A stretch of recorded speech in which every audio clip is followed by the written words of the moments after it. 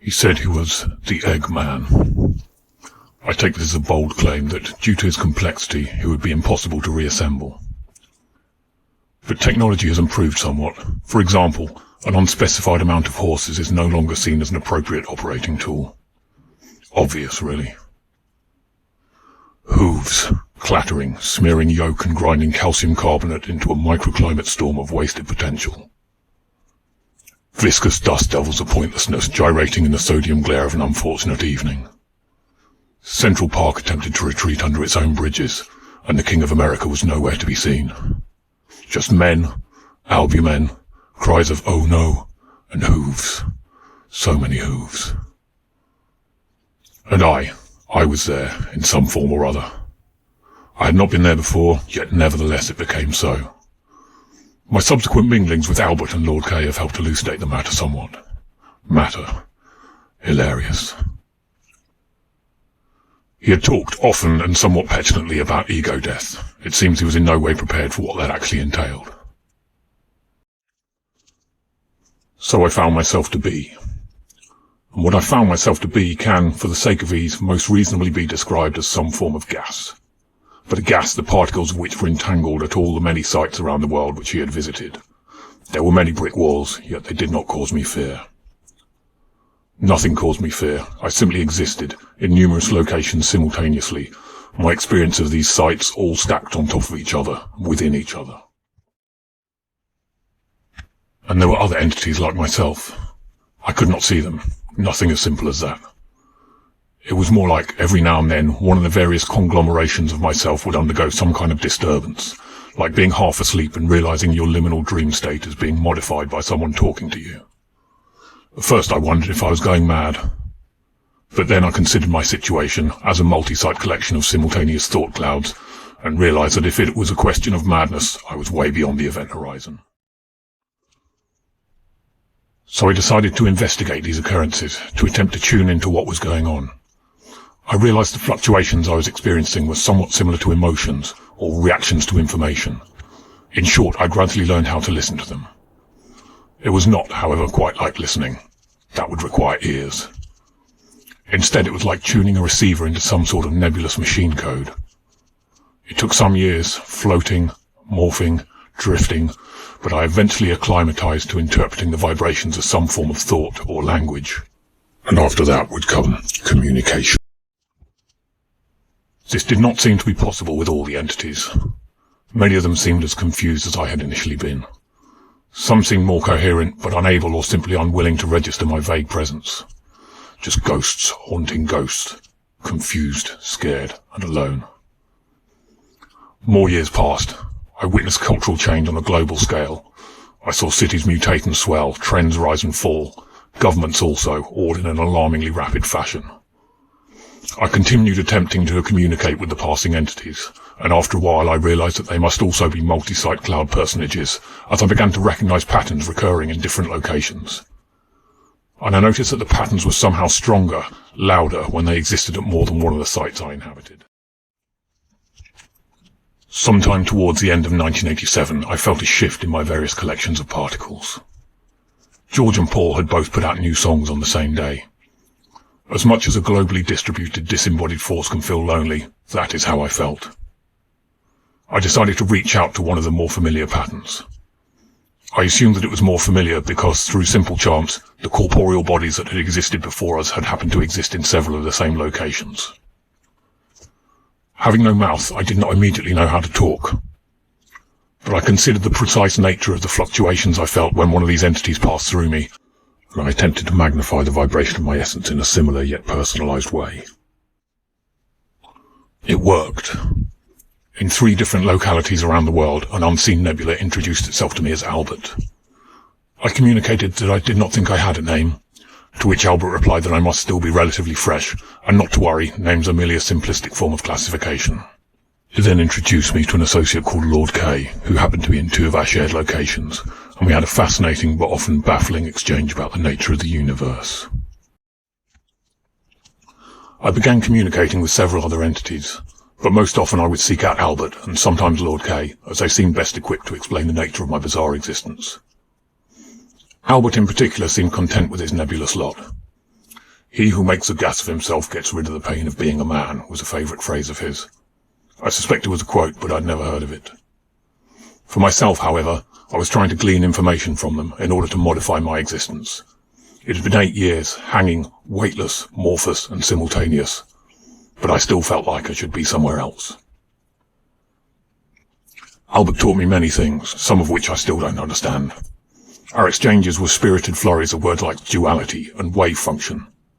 Sometimes I suspected Albert did not truly know what he was talking about. One day, in a strange mood, I challenged him on this.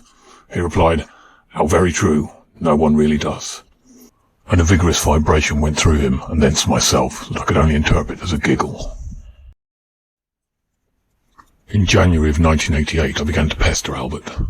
I explained that I was not content with this schizoid existence and wished to find a way to either reunite all my constituent parts or to sever them entirely so that each may exist alone, unperturbed by perpetual simultaneity. "I see," he said. "Tell me, when you were alive, did you consider yourself to be particularly important?" I explained that I didn't know, that I didn't consider the living being who had come before me to be my previous self, that I knew of events that occurred to him, that I in some way had his memories, yet I didn't feel or know them to be mine.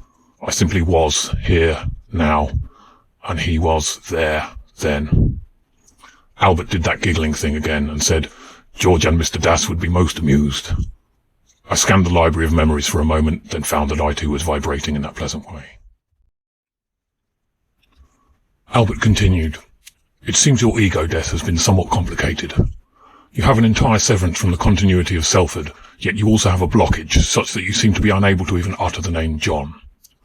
And this has led for you to seek a fresh unitary or multiply unitary selfhood. Carl is most excited about you. But I fear talking to him would only serve to confuse. There is another called Werner, who could potentially assist you, but I cannot wholeheartedly advise that, as I have several reasons to be somewhat uncertain about him." Again, Albert emanated a laugh vibration, but this time it seemed to be somehow inflected with a deep sorrow. "However, I have a feeling that some fine man will join us soon who may have a theory on the unity of particles. The vibration that accompanied this seemed to be deliberately cryptic, and I didn't know what the hell he was getting at. But even as a gas, Albert is a delightful character, so I left it at that." Over the next decade, it became clear that Albert didn't wish to spend any more time on this subject, as he felt he had reached the limit of his reasonable usefulness on it. Instead, we just enjoyed each other's company in our various locations of commonality. And anyway, he was expending more vibrational energy on communing with his friend Kurt, as he was a little worried about him. Apparently this form of afterlife had made a mess of one of Kurt's equations, and 2 decades of desperately wrangling algebra without access to a pencil and paper was making him stranger than he already had been. I started to spend more time just soaking in the cultural evolution, particularly in the world of music. Many of my parts were situated at good vantage points to do this. I enjoyed seeing new genres and styles expand and mutate, some mutating so far that they pretty much ended up behind themselves. I was keeping a particular sidelong eye on the band Oasis. Those boys made me feel deeply uncomfortable. At some point in the late 2000s, a field in Wiltshire in which part of my essence was situated happened to be used as a site for a summer festival. It was good to see young people gathered in the sunshine, all together for the purpose of experiencing music. I heard a tune from one of the distant tents that I thought I recognized but couldn't quite place. It seemed highly familiar yet alien at the same time, as if it was transposed by a faulty computer program. All of a sudden, it hit me. I realized it was a dubstep-style cover of the song Wonderwall. I was revolted. A shockwave of displeasure swept through all of my entangled parts. I felt something fundamental and physical shift in me, as I realized that everything is essentially the same as each other and of equal value. Any number of things can be mashed together, no matter how disparate or distant they are. Order, style, location, and time have essentially no meaning, and awful things happen everywhere and every when. The hippies and acid freaks had been half right. We are all one, everything is connected, we are billion-year-old carbon, etc., etc. Everything happens for a reason, they say. Well, if you just change the directionality of that statement, then it's fundamentally true. Everything is caused by something. But that cause can be entirely meaningless. Sometimes it's a book, sometimes it's a neurotransmitter imbalance, sometimes a gust of wind. The major cause of falling off a wall is being on a fucking wall in the first place. That's no place for an egg. And, I found out, neither is a festival. As the tsunami of distaste travelled throughout my global presences, I also was struck by the notion that, since everything is essentially pointless, and since I existed in numerous places at once, then locality was an irrelevant concept. I mustered all my different memories of having testicles, and started to pull. And it fucking well worked. I felt a shrinking, a contraction, as if the gravity between my various parts had suddenly gone exponential. Then there was a collapse, an implosion. All of my gaseous existences, except the one in this cursed field in Wiltshire, clicked out of existence in their various locations, and emerged together, within, around, and of the presence that was within earshot of the musical atrocity. I experienced the physical equivalent of a silent thunderclap, and snapped into being as a translucent ovoid. I found myself not overly perturbed by this turn of events. I had never been an egg before, but previously neither had I even conceived of being a gas, and I had got used to that fairly quickly. And, I realised, it was most likely preferable to suddenly crystallising as a walrus. Before any of the kids particularly noticed a giant fucking luminescent egg suddenly in their midst and decided to either worship it or set it on fire, I managed to pull myself even closer together, with the effect that I shrank in volume. I shrank down to slightly below the size of a normal hen's egg, and that seemed to be as far as I could go. I decided I should just wait, trying to be small and unnoticed, until this cursed party was over and all these demented kids fucked off home. I just hoped not to be mistaken for an errant drug stash and shoved back up someone's arse. They'd get a surprise if they did, as, although I shrunk in volume, my mass seemed to remain the same. A miniature egg with the mass of a grown man, crammed up a presumably dilated arsehole by a wasted adolescent. I'm almost curious to see what would happen. Thankfully, nothing of the sort occurred. The festival wound down the next day, the kids left, and the infrastructure was gradually dismantled and removed. I was alone. And an egg. I practiced changing my size. The skill became fairly fluid.